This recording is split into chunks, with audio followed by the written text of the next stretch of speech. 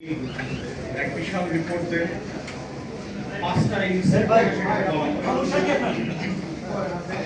যে সমাজের রাষ্ট্রের জনগণের পাঁচটা প্রধানতম সমস্যা আছে, এই সমস্যাগুলো আমাদেরকে রাষ্ট্র আকারে অ্যাড্রেস করতে হবে। তো তার ভিতরে আছে যে 5 E's বলেছে, 5 E's অফ হিউম্যান সোসাইটি। সেখানে প্রধানত আসছে খাদ্যের সমস্যা আছে, আমাদের স্বাস্থ্যের প্রয়োজন আছে, শিক্ষা আছে, আমাদের থাকার জায়গা দরকার।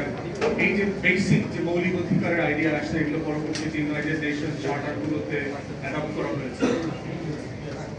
এখন ইউরোপেও আপনার যারা সোশ্যালিস্ট পলিটিশিয়ান এবং যারা কনজারভেটিভ, তাদের ভিতরে এই তর্কটা আছে যে ব্যক্তি মানুষকে হ্যান্ডআউট দিয়ে আসলে তার নিজের সমাজে জনগণের আসলে ক্রয় ক্ষমতা বাড়ে কিনা, অথবা তার আর্থিক অবস্থাটা বাড়ে কিনা।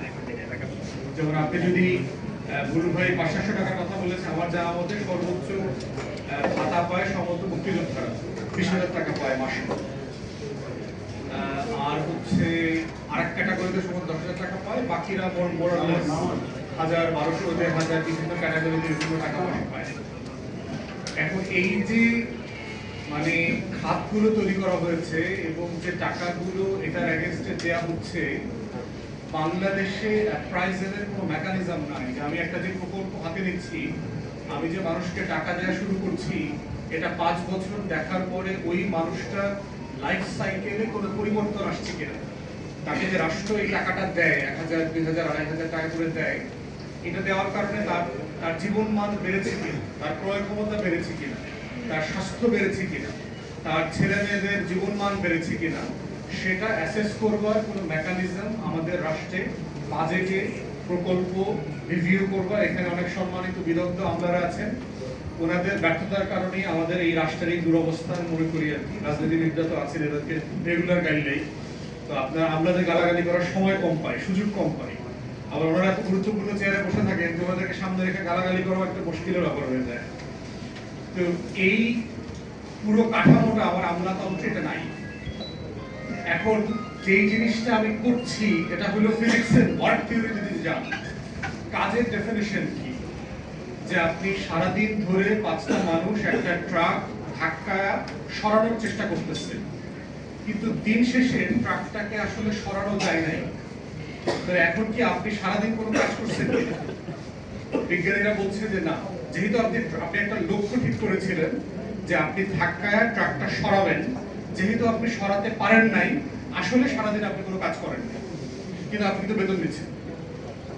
তাহলে আমাকে এই রিভিউটা এখন করা দরকার বাংলাদেশের মতো, কারণ আমরা তো ধনী রাষ্ট্র না। ওয়েলফেয়ার স্টেট যারা করেছে, যেই রাষ্ট্রগুলো ম্যাচিওর ডেমোক্রেসি আছে এবং ফাইন্যান্সিয়ালি তারা ওয়েল অফ, আমাদের মধ্যে দুটা তর্ক এখানে খুব গুরুত্ব সহকারে আনতে হবে। অর্থনীতিবিদরা আমাদেরকে সাহায্য করতে হবে, পরিবারের মতো লোক, যে আসলে আমাদের মতো রাষ্ট্রে এই সোশ্যাল সেফটি নেটটা কার্যকর কিনা, এটা প্র্যাগম্যাটিকলি পসিবল কিনা, আমার রাষ্ট্রের যে আর্থিক সামর্থ্যের যে কাঠামো এবং এই পপুলার সিদ্ধান্ত দেওয়ার মধ্য দিয়ে দ্বিতীয়ত যেটা দেখাইতে হবে, সেটা হচ্ছে যাকে দেয়া হচ্ছে তার জীবনে পরিবর্তন আসছে কিনা। সেই ব্যাপারে আমাদের কোনো গবেষণা নেই। আমি এখন পর্যন্ত আমার প্র্যাকটিক্যাল কমন সেন্স নলেজ দেখতে পাচ্ছি, যেই মানুষগুলো এই টাকাটা পায়, তাদের অধিকাংশই আসলে এই টাকার কোনো ভ্যালু নেই। কারণ এই মানুষটা ধরেন 1,000 টাকা, 1,200 টাকা পাওয়া শুরু করেছে 5 বছর আগে।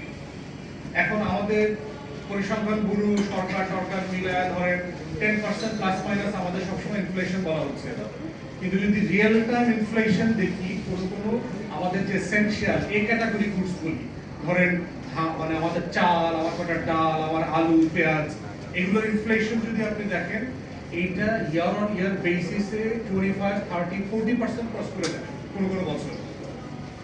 তাহলে যে মানুষটা 1,000 টাকা, 1,200 টাকা 5 বছর আগে থেকে মাসে পাওয়া শুরু করেছিল, তার খাবারের কস্টটা ইনফ্লেশনে আনেন, তার বিদ্যুতের দাম বেড়েছে, গ্যাস তেলের দাম বেড়েছে, ডিজেলের দাম বেড়েছে, তার ছেলেমেয়েদের স্কুলের বেতন বেড়েছে, ডাক্তার এবং নার্সের ডাক্তার দেখানোর খরচ বেড়েছে, ওষুধ কেনার টাকা আগের থেকে বেশি লাগতেছে। এর প্রত্যেকটা জিনিস যদি যোগফল করেন, তাহলে আসলে 500 টাকা, 1,000 টাকা 1 বছর আগের টাকা, এই টাকাটা আসলে এখন কত টাকা? আসলে তো আপনি রাষ্ট্র সরকার তো এই মানুষটাকে জেনুইনলি ১,১২০০ টাকা দিচ্ছেন। সে আসলে একটা অ্যামাউন্ট, একটা কম্পিউটারাইজ একটা নাম্বার পাঠাচ্ছে, এবং যে কারণে যেটা হচ্ছে, আপনি যদি এইটাকে ড্রিভেন পভার্টির সাথে, দারিদ্রতার সাথে কম্পেয়ার করেন, আপনি দেখবেন যে আসলে সোশ্যাল সেফটি নেটের কারণে আমাদের দারিদ্র বিমোচনের হার কমে নাই, অসম্ভব না। এবং একই শুভঙ্করের ফাঁকির ভিতরে আমরা এখন এই যে কার্ডের রাজনীতি যেটা শুরু হয়েছে, ২৫০০ টাকার রাজনীতি। ২৫০০ টাকা দিয়ে আসলে আপনি কি করবেন? ২৫০০ টাকা দিলেন শুভঙ্করের ফাঁকি, দেওয়ার পরে আপনি কি করলেন? বিদ্যুতের দাম বাড়াইলেন ২ দফা, গ্যাসের দাম বাড়াইছেন, তেলের দাম বাড়াইছেন, ডিজেলের দাম বাড়াইছেন, পেট্রোলের দাম বাড়াইছেন। আমার সকল কৃষি পণ্যের দাম বেড়ে গেছে অ্যাকর্ডিংলি।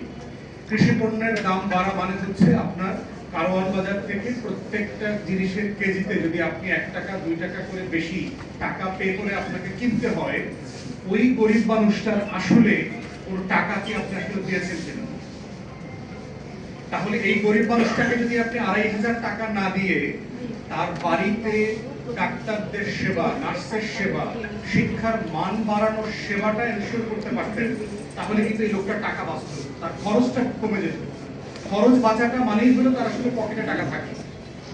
তাহলে এই যে সামাজিক সুরক্ষা খাতের নামে যেটা চলছে, আমরা বোধ করছি যে এইটা একটা মানে আমাদের অল্প শিক্ষিত মানুষকে একটা ভুল বোঝানোর রাজনীতির মধ্যে ফেলে দিয়েছে। কারণ সে সংখ্যাটা বোঝে, সে ইনফ্লেশন বোঝে না। যেই মানুষটাকে, যেই কৃষককে, যেই দরিদ্র পরিবারকে, যেই নারীকে আপনি একটা কার্ড দিচ্ছেন, সে ২৫০০ টাকার অঙ্কটা বোঝে, কিন্তু সে মুদ্রাস্ফীতিতে এই টাকাটা যে এখন 0 টাকা হয়ে গেছে, এইটা তো অবশ্যই বুঝতেছে না। তাহলে এটা একটা প্রপার, আপনি টাকা দেওয়ার মধ্য দিয়ে আপনি রাষ্ট্র একটা জাল জালিয়াতি, একটা ফ্রড করতেছে তার নিজের নাগরিকদের সাথে।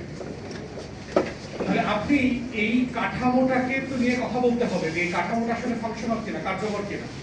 এজন্য আমরা ইংল্যান্ডে দেখেছি, আমি যেহেতু ওখানে লম্বা সময় ওয়েলফেয়ার স্টেটের ভিতরে দেখেছি, গুলু ভাই ওখানে মাস্টারি করছেন, স্যার ওখানে পড়ালেখা করছেন।